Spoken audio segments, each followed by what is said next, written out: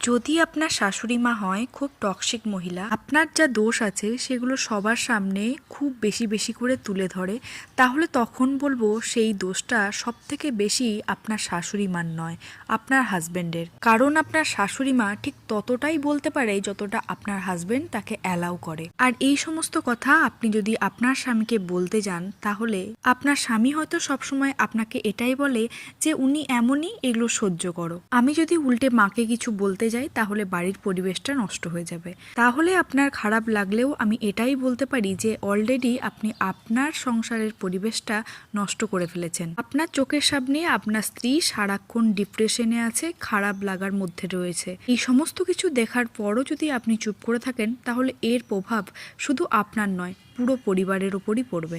একটা সময় তো এমনই আসবে যখন আপনার স্ত্রী আপনাকে তো ভালোবাসবে না, সম্মান করবেও না, এবং আপনার পরিবারের কোনো মানুষকেই সে সম্মান ভালোবাসা কোনোটাই দেবে না। আর এই ঘটনাটার মধ্যে দিয়ে সব থেকে বেশি ক্ষতিগ্রস্ত হবে আপনার বাচ্চাটি। কারণ একটা বাচ্চা সব থেকে বেশি কপি করে তার মাকে। সে যখন দেখবে তার মা তার বাবাকে এবং বাড়ির অন্য মানুষদের সম্মান ভালোবাসা কোনোটাই দেয় না, তখন তার মধ্যেও এটা প্রভাবিত হবে।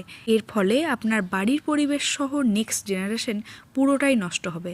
এরপর সম্পূর্ণ দায়িত্বটা আপনার। আপনি কোন দিকে যাবেন, সঠিক পথ বেছে নেবার দায়িত্ব একান্তই আপনার। কথা বলতে বলতে ব্রেকফাস্টটা সেরে নিলাম। চলো, আজকের ভিডিওটা এই পর্যন্তই। টাটা।